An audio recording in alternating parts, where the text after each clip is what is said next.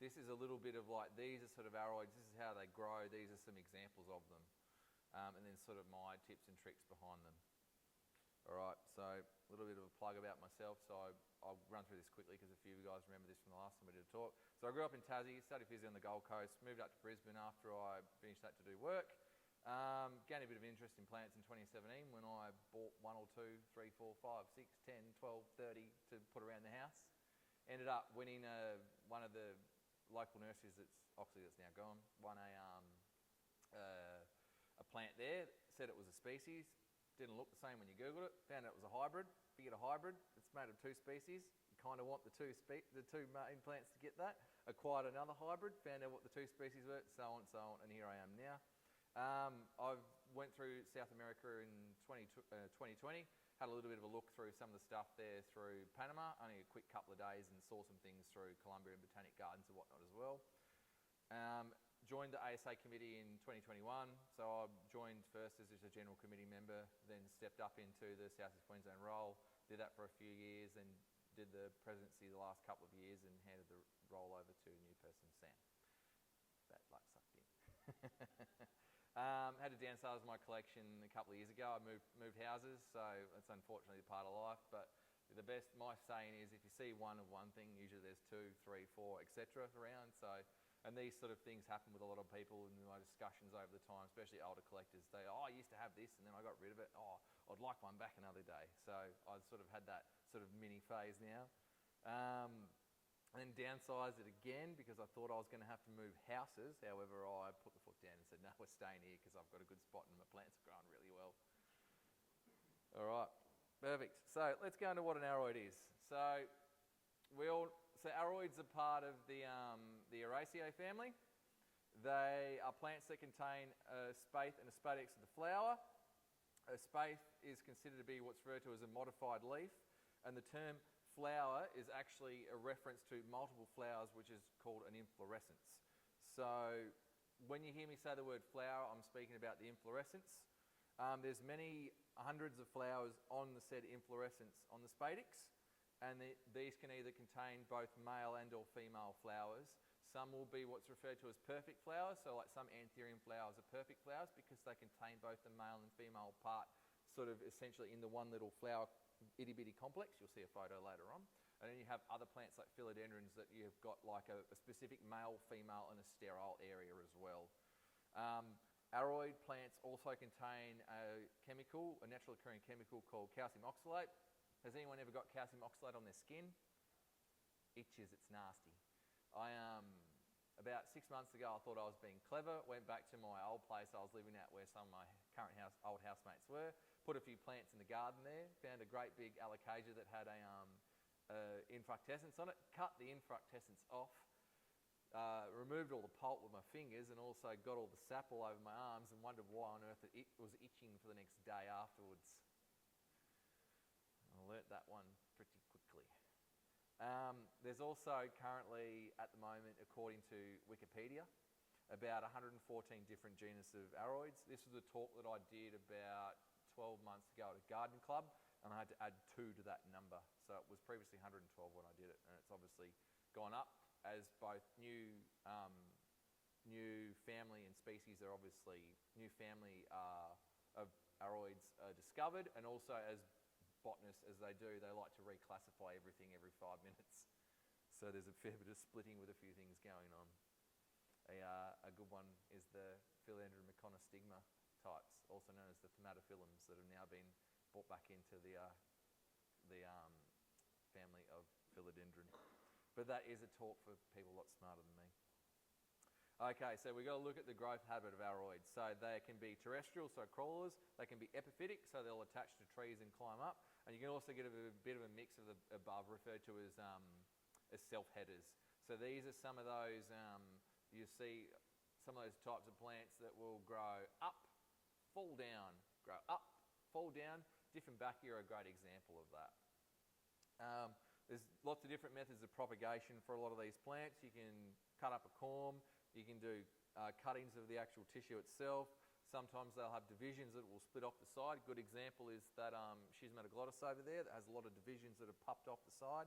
And also there's another example of you can grow plants from seed.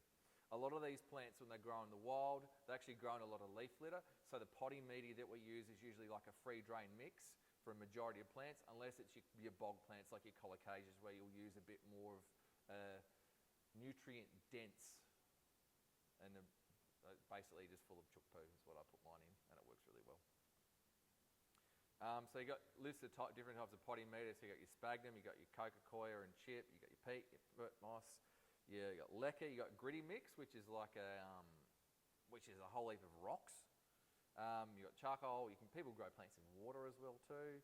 Quincan scorer, and we've also got, you can use tree fern fibre. Trees, you can grow plants in trees in North Queensland where it rains and it's nice and humid all the time.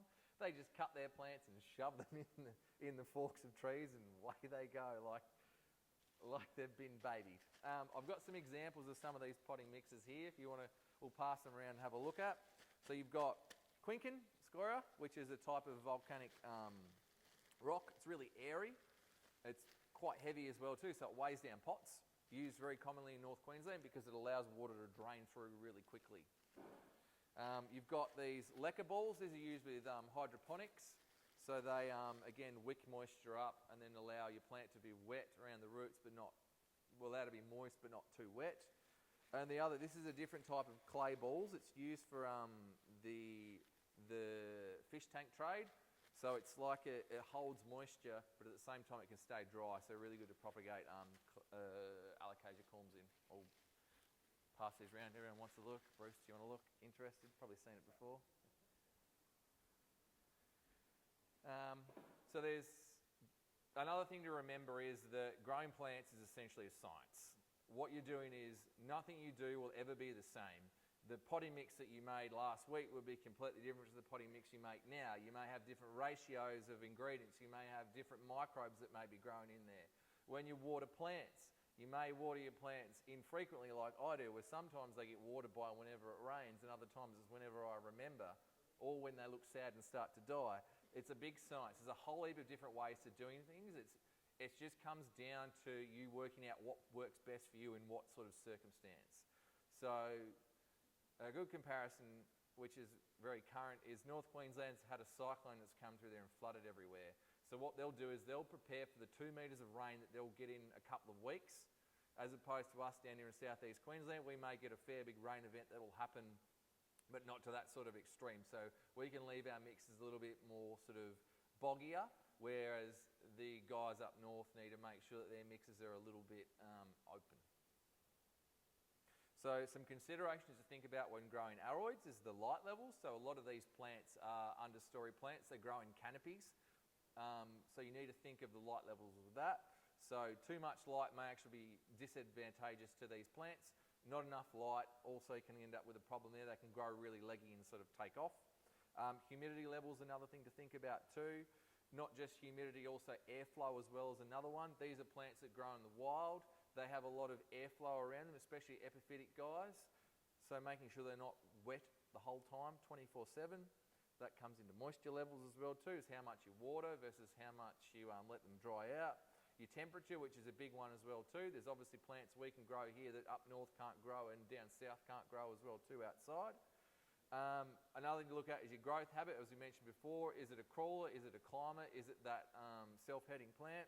What media you grow it in? And also your growth size and speed of plants, which can come down to what makes an aroid a great house plant. So they're understory plants, so they're used to low light. So there is no technical perfect house plant because plants didn't evolve inside houses. We've taken them from their natural environment and put them in these said houses that we've created, and we want them to try and thrive. So you need to try and make your conditions close to what it was in their natural environment. Aroids are great too because you don't have to water them as much as, say, something like a fern, which you need to keep consistently moist. I'm pretty sure everyone here has experienced the old maidenhair fern die back, come to life, die back, come to life cycle enough to know that if you make a little mistake with a fern, you're in a bit of trouble. Aroids, the majority of them are pretty happy to be pretty dry for a little bit as long as you don't turn the soil hydrophobic. These guys can have flowers and or foliage, so you get the benefit of both of them. What makes an aroid a bad house plant? They're actually toxic to, a majority of them are toxic to humans and pets. because of that calcium oxalate crystal that they contain. They can grow very, very, very large. They can also damage the walls and furniture. I've had that in one of my places where I had a Rhaphidophora tetrasperma run around up a pole, fall off the pole, go behind the TV cabinet, appear up behind the TV, which had just stuck its aerial roots into the wall and ripped the paint off. And also, these guys require a high amount of humidity, so therefore you have an increased chance of ending up with mold in your house, especially if you're an indoor grower. I recommend getting those things that, I don't know what they're called, that absorb water and trap it in, and they'll actually keep it in there. So I grow plants outside and also in a grow tent inside, and adjacent to that grow tent entry where the air sucks in to extract it out, I've got one of the moisture things there to soak up all the extra humidity that escapes out of my 90% humidity greenhouse into the 60% ambient air. All right, good. So we'll have a bit of a look at an inflorescence here. If you look on the left, yes, it's the same. You'll see a philodendron flower. So we speak about before, you've got the spades are completely different constructions. So with these philodendron flowers, they wrap around, whereas with these anthurium flowers, they actually fold out. Anthuriums, you can see the perfect flowers there. So you can see that the little pistils there have both the male and female components. And also, if you look to your left, you'll see the philodendron flower has your segmented areas. So you've got your sterile area in the middle. You've got the top part, the superior part, if you're going to be technical, has the male flowers, and you go all the way down into the floral chamber, and you'll find the female flowers in there. So here's a great example again of that anthurium flowers. So you can see the different these individual individual flowers there on the inflorescence. You can see how the pollen is extruded out from those flowers. Unfortunately, couldn't find one that's got that intermediate zone because there's got a lot of zoom in. You need to actually find that. So that's for the future. So with these inflorescences, you can get lots of different types, shapes, and colours. So you can see on your left, you've got Anthurium wenlingeri, which is famous for having the curled spadix. You've got one of the Adrianum cultivars there, which has got a very straight, boring spadix, but you've got a beautiful patterned spathe. And then if you look to the right, you see Anthurium versicolor, which just has what you could describe as just a pretty standard, boring green flower with not too much going on, but it makes up for it in the foliage. You've got an Amorphophallus. You've got an Amorphophallus flower here. You can see how that's completely different again as well to what some of the anthuriums are. These are also structures different to what philodendrons have. Philodendrons have your male flower, sterile, female. Amorphophallus have sterile, male, female. The constructions it's all the same. It's a collection of little flowers on the one flower. And you have your Syngonium inflorescence there too. I found them very interesting because they're rather short, fat and wide, whereas philodendrons can be quite long and skinny for the majority of the inflorescences that I've seen. So we can look at breeding anthuriums. I'll run over this pretty quick.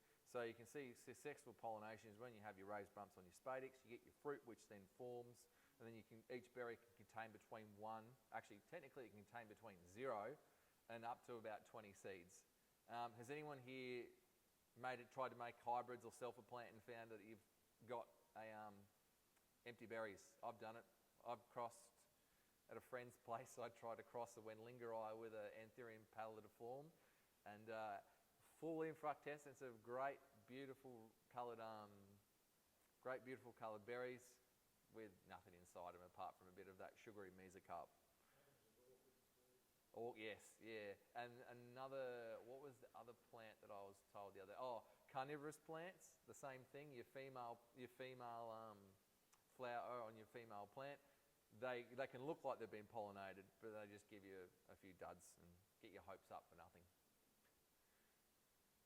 So your seed preparation is you clean the mesocarp off it, make sure it looks nice, run it around. You can grow it different ways. You can pop it straight in a coca-coir, you can in a medium. I put mine on some towels, paper towels. What that does is it means that you can pick off the crap ones that aren't going to do any good, and you can pot up your strong ones. So it's a good way of culling the weak and letting the strong survive. Place it in a humidity crib so that it can grow, so it's a bit more faster, a bit more like the natural environment where it's a bit wetter. So here's an example. You can see some dud seeds in there that got culled and squashed, and you've got some nice, great, beautiful green ones with a big root on it as well. depends what type of plant. Anthurium clarinervium, because they're great big massive seed, takes a lot longer for the energy to come into that actual plant. So they can be up there for 12 to 18 months. Same thing with the pedatum. Bruce, have you had the same thing with pedatum? That takes a while as well, doesn't it? Yeah, where you've got some of your velvet hybrids and even your obtusum and scandens, they can pretty quick. There's not much mucking around with them. They're pretty fast. And look, it just depends. Depends how often you look at them. That's like today at work. I was timing something for a minute, and I sat the timer in front of my client, and I said, "A minute goes for a long time when you watch it, doesn't it?" So same sort of logic. You can see here that what I actually did is I actually selfed this Anthurium forgetii. This was a few years ago. You can see you've got a couple of white little seedlings growing in there. They died, obviously. One of the reasons I think that was because I actually got a clone of the same plant and crossed it in. So obviously plants want to get a mixture of genetics like what people do as well too, so that we can make sure that we've got the good traits that carry on and the weaker traits sort of go off. Which is why you'll find a lot of good growers will keep really strong plants and they'll cull the weak ones, because you need to make sure you've got a plant that's robust for people, as opposed to looks nice, beautiful, but doesn't grow very fast. So it's like catch-22 we're consistently playing here, us gardeners. So there's your humidity crib there set up. And hopefully you end up with this, which was really satisfying to look at and to run your fingers through as well too. So a nice little bit of crisp Anthurium seedling salad. So the end result, after sort of 18 to 24 months, you get a whole heap of plants that are starting to get a good size. And if you do what I don't do and actually put some fertiliser in them and look after them a bit more, they'll grow a lot faster and look a lot nicer. So with your Anthuriums, there's a whole heap of different types. So for example, you've got your Adrianum cultivars used for a lot of their flower in the commercial floral industry. You've got your velvet leaf Anthuriums that are a bit more fussy, require a bit more humidity. You've got your strap leaf, your pendant plants, which are your beautiful ones, will grow really interestingly, you can see on there. You've got other types like your rugosa, your thicker leaf types. So think of your rugulosums and whatnot, those Anthuriums. You've got a few examples of some velvets here. So you've got Warwickwianum on the far right, Clarinervium on the left. Funnily enough, you'll find that Warwickwianum and Clarinervium look pretty similar. They're both velvets, however, they're grown in completely different areas. So Clarinervium's native to Mexico, regions of Mexico, whereas Warwickwianum's down in Colombia. So the distance between these areas is like saying something from here to Sydney. Actually, probably be a bit further than that. Maybe here to Melbourne. Here to Melbourne, you reckon, Bruce? Yeah. Which is about 1,200 k's from memory. So looks the same, but from a different area. And then you've got a species crystallinum in the middle, or supposed species crystallinum. What happens with your hybrids, you can get your crystallinum on your right, your forgetii on the left, and you can breed both traits together and you can make the centre one. So you get a nice, beautiful vein plant with a great cuppage to it, and then also a bit smaller foliage as well. So there's you can have a lot of fun with a lot of these things. Philodendron, it's the name philodendron translated into lovers of trees. So a lot of these plants are your self-headers or your epiphytic guys that want to climb up and over things. Works really good in the gardens. If you've got a big tree or a nice palm to put them on, because then they can get to actually size, as opposed to try and grow them indoors. You've got to consistently work your way around how to get them big and large and also keep them under control. So again, we've got an example here of two species plants that were bred together many years ago here in Australia to create a really nice hybrid. You can also get variegated plants as well too. So these are guys that have a problem with their ability to express the colour. Instead of green, it puts out other colours. There's a couple of ways this can happen. You can have it just from a random mutation. You can have it from interbreeding. You can also get it from radiating plants. So a story that I was told from an old grower is that there was a fish company here, fish tank that sold aquarium in the aquarium trade. They actually got one of the Epiprenum amplissimums and zapped it with a bit of X-rays. And what happened is it caused the variegated Epiprenum amplissimum that you see these days. That's supposedly the story behind that, which I found pretty fascinating. There's a couple of, from what I've heard from a couple of other growers, is that there's a guy in Japan who grows a lot of Tillandsias, who radiates some of his plants as well to create these wacky variegated tillandsias. Philodendron, again, like anthuriums, come in all different shapes and sizes, so you can have your nice round heart-shaped plants. You can get your green sort of ones, that's a cultivar there. And you get your finger-like ones, and you get your long strappy plants like your Patriciae there as well, which is great that plants are now readily available in cultivation because it is beautiful to see. So philodendron versus anthurium. So the way to look at this way is, this is the general overview. Jordan Ives made this reference in a talk like this a few years ago, and it really stuck with me, and a few other people that were there at the time, it stuck with them as well too. So anthuriums, are treat them like cats. They're a bit fussier. You need to make sure that they're fed on time, their litter trays cleaned, they're looked after a bit more, stimulated a bit. Dogs, pretty. Philodendrons, similar thing, set and forget beasts. So there's a good little analogy. And speaking of cats, so looking at totem poles, so these are for your epiphytic plants to grow up. You can also put other plants in there as well. Another thing to remember is that in the wild, you won't just find one aroid on a tree. You'll find an aroid, a fern, an orchid, moss. You'll find a whole heap of this native ecological system all in together at once. So what you can do is you can use this to your advantage. You can get plants that grow faster to set them off first to grow your slower ones underneath. The faster ones will create your shade, give you a canopy for your slower plants to grow up and through. So things to consider with your totem poles is you can use ironbark. I wouldn't use a native gum because they have a chemical in that it can inhibit some plants from growing on them. It also can shed bark pretty readily, where if you've got a plant that wants to anchor itself to something that's consistently fighting the bark that's falling off, it's a bit hard for it to do. You can use sphagnum moss totems, you can use coir fibre totems, you can use commercial ones, so you can get those ones that Tim had for sale the other week, the grow verticals, where you've got the plastic back, you put the medium in there, they grow into it. It's like growing a plant along the ground, but upright. And you can also do my favourite option of just let it go. So then it ends up in a pot here and a pot there, which is great for propagation because you just walk along, but then you've got to figure out where it's all ended up. Where do you get ironbark totems from? There was some at Floresta. One of the vendors there had some. Really, was it? Yeah. Talk to me later on and I'll tell you. Yes. We go to Amorphophallus, so obviously white spath makes kind of sense, and then the white spadix as well too. You can see here in the middle is the male flowers where the pollen is extruding out of, and just below that the pistils are the female flowers, and the sterile part is the top part. So again, different structure of inflorescence compared to your philodendrons and your anthuriums. Amorphophallus, amorpho means misshapen, phallus means penis. So there's some Latin for you today.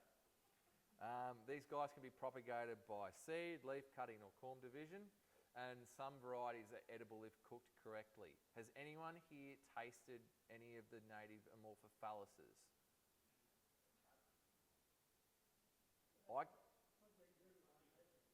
Pardon? You've had konjac noodles? How'd you find it?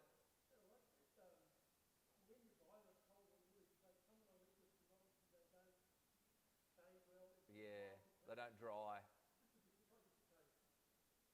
No, big in Asian cultures they are.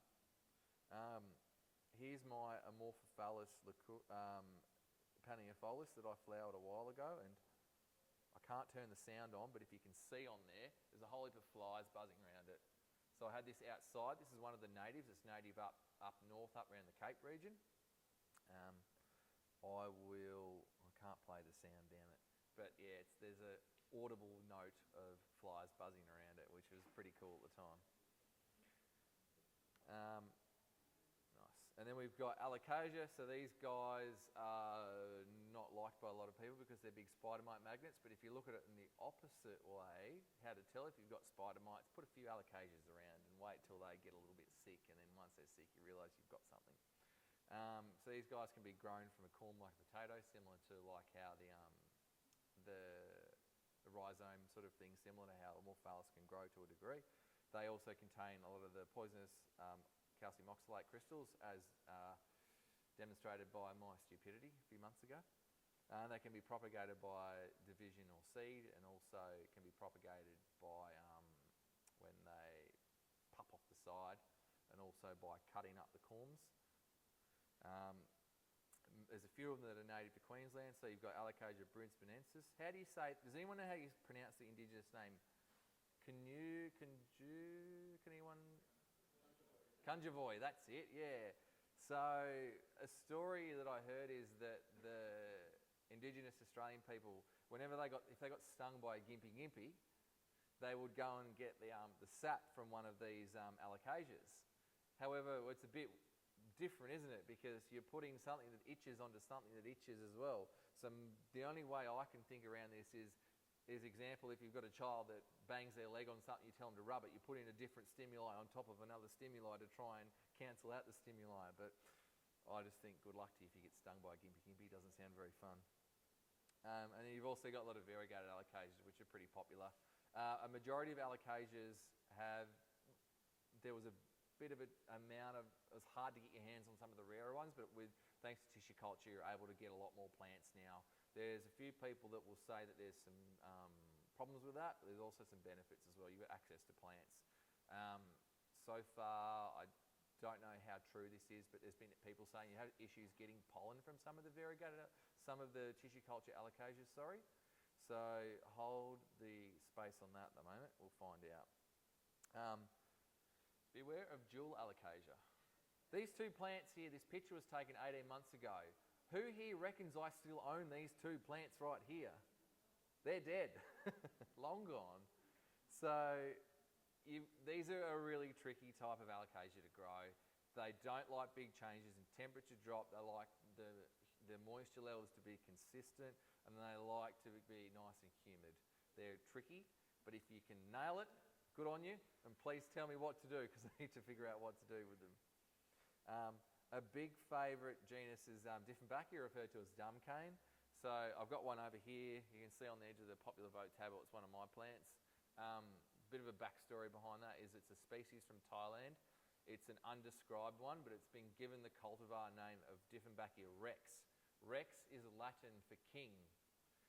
So it's a bit different because it's got those really nice striations on the petiole, which I thought was a bit different. Yeah, there's a good amount of them. They're starting to come out. Again, tissue culture, great thing for that. People making hybrids as well too overseas is another good thing. So anthuriums and anthuriums were the number one thing people made hybrids with. Then people started figuring out how to make philodendrons, and now we're getting back into these other different families and subfamilies of aroids that you're seeing come out now in cultivation. So these are really good plants, easy to grow, pretty tough, good garden plants as well. Again, high amounts of calcium oxalate crystals, and just a great all-round plant to have in my opinion. Aglonema. These are a plant that I've been heavily getting involved in because I really like them, and there's not many hybrids in that are done. Some of them are beautiful with awesome patterns. You can see you've got Pictum tricolour, you've got rotundum there, which is the back side of that leaf, which is pink. That is the species that Gregor Hambali supposedly used to create a lot of the pinks in all the hybrids that he used. So breeding rotundum through them, because I think it's the only species of aglonema that actually has the pink in it. And you've got the other one up the top. I'm not sure what the name from that is. I think the common name is the Chinese evergreen. There's a variegated version of that called Manila Pride, which is beautiful, but a bit tricky to sort of grow. Aglonemas need to be kept pretty dry and watered sporadically. Well, that's what I do with mine. They seem to like it. But yeah, they have these really thick noodle-like roots, so they don't really need a lot of water, and they've got quite a woody stem as well too to hold water also. Then we've got Monsteras. These are a big, I didn't need to put Deliciosa in there because everyone knows what it is. So there's a nice variegated form there of variety of Stanleyana. And you'll see to the right there is one of the in situ Monsteras that I found when I was in Costa Rica. At sea level, it was hot and it was humid. You can see the sweat in my hair. It was disgusting, but it was great. And then you've got some other different types of aroid families you don't often see. So you've got Adelainemas there. That's a Selby Select clone of Willisii.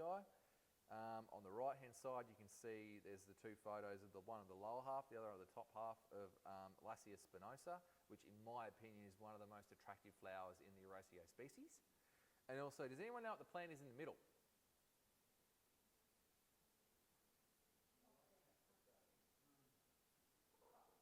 Can you see now? So there's only an inflorescence there. I didn't give you much. Well, there are leaves there somewhere, but they're on a different photo that I couldn't find. That there is Gymnostachys anceps. Has anyone heard of that before? I think I pronounced it the right way. It's actually a native. So that photo was taken in the Sunshine Coast after when Tom Crowett was here. So it's a monotypic aroid, so it means it's the only one in that genus, and we're lucky enough to have it here in Australia. Growth habit for it is in like a sort of sandy, like old riverbank sort of thing, and it kind of looks a bit like grass or like yeah, correct, yes. It's a bit boring, but the inflorescence is really cool. I wasn't expecting to see a flower like that on it. Beautiful. The upcoming, I've got an article ready for not the one due, but the one after for the next Aroids up, so it'll be a bit of information in there as well. Shameless plug. Follow me on my Instagram, have a look at some photos of some things, and also there's my email for the Aroids Society if anyone's got any questions. And speaking of questions, does anyone have any? No questions? Bit of a brief introduction, not too detailed, good look at it. Anyone here that's new to growing aroids, find that a bit interesting. Some of the seasoned growers here might be repeat information, but that's okay, it never hurts to get refreshed with some stuff. Yes, Aaron?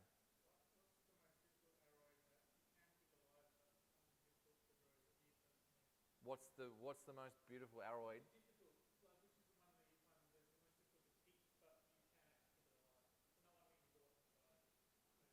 I've killed lots of things. Well, it's not it wasn't an aroid. It was a Licuala mapu, which I've killed 4 of now. I think I've learnt my lesson, but I also think I haven't. I've got an Anthurium Dreslerite home, which I struggle with a fair bit. They don't. It's a slow-growing species. It doesn't like a whole lot of change, and it doesn't like getting too hot.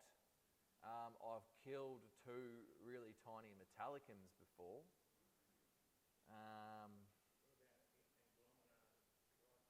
Tricolour. So that one there was my photo, top left. So I got that in 2021. The story behind that was I was up at Cairns. One of my friends from well, here's the story behind it. So I was up at Cairns. I was up there doing plant stuff and whatnot. I was up there for work, and I jumped the work car from Townsville, drove up to Cairns, hung out with a few mates. One of my friends from uni was up. She's from Cairns. She was there at the same time, so I met up with her, and she said, "Come visit my auntie's garden and come have a look at some of the plants there. There's a couple of nice philodendrons growing around and whatnot." I said, "Oh, can I borrow the toilet?" Yeah. Went to the toilet, turned around and looked on the basin, and this is 2020 when these things are worth a fortune. There's a plant of Aglonema pictum tricolour with stalks about that long, with about 7 of them in this one pot inside the bathroom. I nearly fell over when I saw it. So I got a piece of that, cut the top off, gave it to one of my mates. I kept the corm. It sat there in the pot for about, I reckon, nearly 12 months, didn't do anything. This stump started to die down, and all of a sudden, out the other side of so let's say if it was planted more to the top side of the pot, out of the bottom, this little stalk appeared. So then it grew 1, and then that one pupped into 2 more, and then it pupped into 2 more now. So I've got this pot full of 5 pictum tricolours. I want to see how fat I can get it filled up with. So, this is the plant that I worked out how to grow aglonemas, because you just got to dry them right out, like almost to the point where their leaves look sad. All the time I do it. Yeah, all the time. But again, remember the first thing I said is you've just got to figure out a way that you do something and make it work. This was an accident for me, but it was an accidental win, which I'll take. There's a lot of other accidents where I've had plants where I've watered them too much because I wanted to make sure that I care for it really well, and it's ended up going backwards and costing me the plant. I think everyone's had that experience here. If you haven't done it, you're not a true gardener. And if it hasn't happened to you yet, it's not if, it's when. Any other questions? So yeah, any of those fussy species anthuriums that you don't usually see. I've got a luxurians at home that's not very happy as well. Those things that aren't common. Any other questions? Any comments? Any threats? All right, cheers. Thanks, everyone.